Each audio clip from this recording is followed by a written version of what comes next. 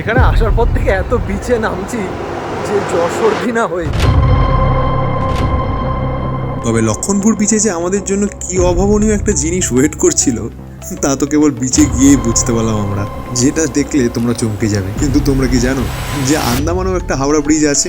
তবে অনেস্টলি যদি আমার ওপিনিয়ন নাও, জায়গাটা যেদিকেই চোখ যায় না কেন প্রপার্টিতে এত লম্বা লম্বা নারকোল গাছ রয়েছে, প্রচন্ড পাথর আর বোল্ডার। যখনই কেউ আমাকে জিজ্ঞেস করতো যে আমি সমুদ্র বেশি পছন্দ করি নাকি পাহাড়, আমি কোনোদিনই ঠিক করে বলতে পারতাম না। কারণ সমুদ্রে আছে অজস্র নয়নাভিরাম সৌন্দর্য,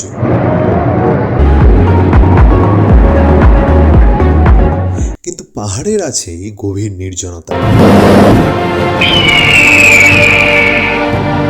তাই জন্য নিজের অজান্তেই কবে থেকে যেন পাহাড়কেই পছন্দ করে নিয়েছিলাম, তা হোক সিমলা, কুলু, মানালি কিংবা গ্যাংটক, পেলিং কিংবা খুব রিসেন্টলি আমাদের যাওয়া ভুটান। তবে আন্দামানে আসার পর একের পর এক যা সমুদ্র সৈকত দেখছি গভীর নীল রঙের সমুদ্র এবং কাঁচের মতন স্বচ্ছ সমুদ্রের জল। তা দেখে মনে হচ্ছে সমুদ্র জিততে না পারলেও আমার মনের মধ্যে পাহাড়ের অনেকটা কাছে চলে এসেছে। Good morning. এখনও আমরা রয়েছি হচ্ছে হ্যাভলক আইল্যান্ডেই। আর এই শীতবস্ত্র জড়িয়ে বেড়ানোর মূল কারণ হচ্ছে যে আমাদের প্রাইভেট বিচ থেকে সানরাইজ দেখার কথা, যদি ওয়েদার সঠিক থাকে। চারিদিকে কিন্তু অল্প অল্প করে আলো ফুটছে। এখন সময় হচ্ছে ভোর 5:15। তো দেখা যাক। ভগবানের হাতের কাজ যেন আসত এক তুলির টান। কালকে রিসর্টে বিকেলে ঢোকার পর খুব একটা প্রপার্টিটা এক্সপ্লোর করা হয়নি, তো এখন অ্যাজ আ মর্নিং ওয়াকের এক্সকিউজ নিয়ে চারিদিকটা ঘুরে দেখছি। এত মিষ্টি লাগছে সকালটা, যেদিকেই চোখ যায় না কেন প্রপার্টিতে এত লম্বা লম্বা নারকোল গাছ রয়েছে, মাঝখান দিয়ে সরু একটা পথ হেঁটে যাওয়ার। এক কথায় অনবদ্য অনন্য লাগছে সকালবেলায়, দুর্দান্ত লাগছে। বাই দ্য ওয়ে, রাত্রেবেলাতে কিন্তু আমাদের রিসর্টটা এরকম লাগে, চারিদিকটা কি সুন্দরভাবে লাল নীল আলো দিয়ে সাজানো, আর ঘরগুলো কিছুটা লাগে হচ্ছে এরকম, জাস্ট ঘরের সামনে বারান্দাটুকু আলো আছে, নাহলে আর কোথাও আলো নেই। তো পুরোটা জঙ্গল জঙ্গল ভাইব আসছে। রাত্রে কিন্তু জোয়ার এসেছিল, দেখো একদম কাছে চলে এসেছিল জল, যেটাই ভোর অবধিও ছিল। বাবা, এখানে আবার বিওয়্যার অফ ফলিং কোকোনাট। যদিও গাছে কোকোনাটই নেই, তো পড়বে কোথা থেকে। যাই হোক, আমাদের ব্রেকফাস্ট দেওয়া বাকি রয়েছে। এখন ব্রেকফাস্ট করে আমরা বেরিয়ে যাবো হচ্ছে নীল আইল্যান্ডের উদ্দেশ্যে। আবারও সেই ম্যাক ক্রুজ করি। কিন্তু এত সুন্দর রিসর্টে আমরা রয়েছি, সেটা না দেখালে অন্যায় হবে। এই হচ্ছে আমাদের রিসর্ট, এলডোরাডো বিচ রিসর্ট, একদম বাদিকে। দেখো ঘন প্রকৃতির মাঝখানে কি সুন্দর রিসর্ট, সব দিকেই ছোট ছোট ছোট ছোট ভিলা টাইপস বানানো রয়েছে সিঙ্গেল রুমের। আর এই যে আমার পেছনে, এটা হচ্ছে আমাদের ঘর। তো রুম টুরটা হয়ে যাক। ছোটোর মধ্যে রুমগুলো কিন্তু বেশ সুন্দর, সামনে বারান্দা আছে, আর এই হচ্ছে আমাদের বেড, আর একটা সাইড বেডও রয়েছে 3 জনের জন্য। এটা মোটামুটি একটা বড় সড়ো এরিয়া রয়েছে, এসি রয়েছে, টিভি রয়েছে, যা থাকে। বাথরুমটা কিন্তু বিশাল বড়, মানে এত বড় বাথরুমে কি করবো জানি না। এনিওয়েজ, সকাল সকাল চা চলে এসেছিল, তো চা টা খেয়ে আমরা একদম রেডি হয়ে চলে গেছিলাম হচ্ছে ব্রেকফাস্টে ছিল বুফে সিস্টেম, ওই লুচি, পরোটা, আর এই আমাদের এখানে একটা ছোট্ট মিনিও আছে। সত্যি জায়গাটা এত চুপচাপ, এত শান্ত যে ছেড়ে যেতে ইচ্ছা করছে না, কিন্তু নিরুপায়। আমাদের বাস চলে এসছে, ব্রেকফাস্ট হয়ে গেছে, বেরিয়ে পড়া যাক নীল আইল্যান্ডের উদ্দেশ্যে। একদম সকাল 10টা নাগাদ আমরা বাস ধরে বেরিয়ে পড়লাম আজকে নতুন দিনে নতুন জায়গায় ঘুরতে যাওয়ার জন্য। তবে আজকেও কিন্তু ছিল ক্রুজ রাইড। এইবারে উইন্ডো হয়েছে। সত্যি উইন্ডো সিটের যে কি মূল্য, তাই ক্রুজ আর একমাত্র এরোপ্লেনেই বোঝা যায়। এক কথায় দারুণ অভিজ্ঞতা ছিল। তবে এই রাইডটা কিন্তু বেশিক্ষণের ছিল না, কেবল আধ ঘন্টা লাগতো নীল আইল্যান্ডে পৌঁছাতে। তাই বেশি খাবার দাবার কিছু খাওয়া হয়নি, জাস্ট সফট ড্রিঙ্কস।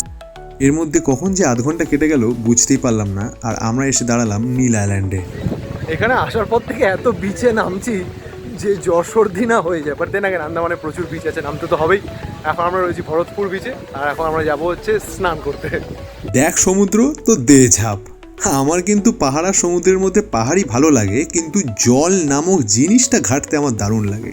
তাই আমি যেখানেই সুযোগ পাই সাঁতারে নেমে পড়ি। আর আন্দামানের সবকটা বিচের জলই এত কাঁচের মতন স্বচ্ছ এবং পরিষ্কার যে সাঁতার না কেটে থাকাই যায় না, তা হোক যতই জ্বর সর্দি।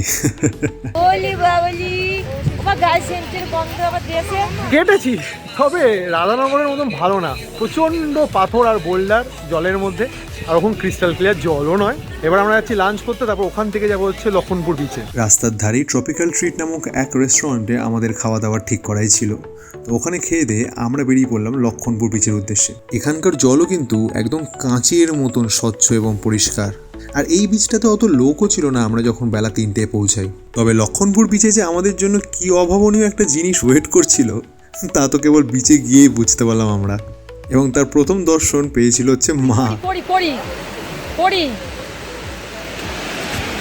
এই দেখ জ্যান্ত করি দেখেছিস? আমরা দিলে তখন কি করবো? ওই দেখো লজ্জা পেয়ে চুপ বন্ধ হয়ে গেছে। এখানে বেশি কিছু করতে না পারায় কেবল আধ ঘন্টা 40 মিনিটের মধ্যেই আমরা রওনা দিলাম সেদিনের আমাদের শেষ গন্তব্যের উদ্দেশ্যে, যেটা দেখলে তোমরা চমকে যাবে। কারণ আমরা সবাই শুনেছি যে কলকাতায় হাওড়া ব্রিজ আছে, কিন্তু তোমরা কি জানো যে আন্দামানেও একটা হাওড়া ব্রিজ আছে? তবে অনেস্টলি যদি আমার ওপিনিয়ন নাও, জায়গাটা দেখতে খুব সুন্দর, কিন্তু এই যে কোরাল দেখছো এর উপর দিয়ে হাঁটতে গিয়ে যদি ব্যালেন্স হারিয়ে পড়ো, হাত পা কাটতে নিশ্চিত। ওখান থেকে জেটি ঘাটে আসার পথে দেখতে পারলাম যে কিভাবে এখানে গাড়ি, বালি, সিমেন্ট, এমনকি ফল, সবজি সব কিছু সমুদ্রের পথ দিয়ে আসে। নো ওয়ান্ডার যে এই কারণেই আন্দামানের সব কিছুর দাম এত আকাশ চড়া। দেখতে দেখতেই চলে আসলো আমাদের ক্রুজ, আর এটাই ছিল আমাদের এইবারের শেষ ক্রুজ যাত্রা। পরন্ত বিকেলে যখন সূর্য ঢলে পড়ছিল এবং অন্ধকার আরও গাঢ় হয়ে উঠছিল, সারা দিনটা মনে করে মুখের কোণে একটা হাসি ফুটে উঠেছিল বইকি। এই তো গেল আজকের গল্প, কিন্তু আমাদের ওয়াটার স্পোর্টস যার জন্য আন্দামানে আসা সেটা কিন্তু বাকি রয়েছে। এর পরের ব্লগগুলোতে কিন্তু সেটা দেখতে পাবে। তো তার জন্য এই মুহূর্তে এই ভিডিওটা দেখার পর চ্যানেলটা করে দাও সাবস্ক্রাইব, লাইক শেয়ার করে দাও বন্ধুদের সাথে, আর কমেন্ট করে জানিও যে এই ভিডিওটা কেমন লাগলো, ভালো, বাজে, জঘন্য, হোয়াট এভার ইট ইজ। আর ওয়েট করতে থাকো পরের ব্লগের জন্য। ততক্ষণ অবধি পিস আউট।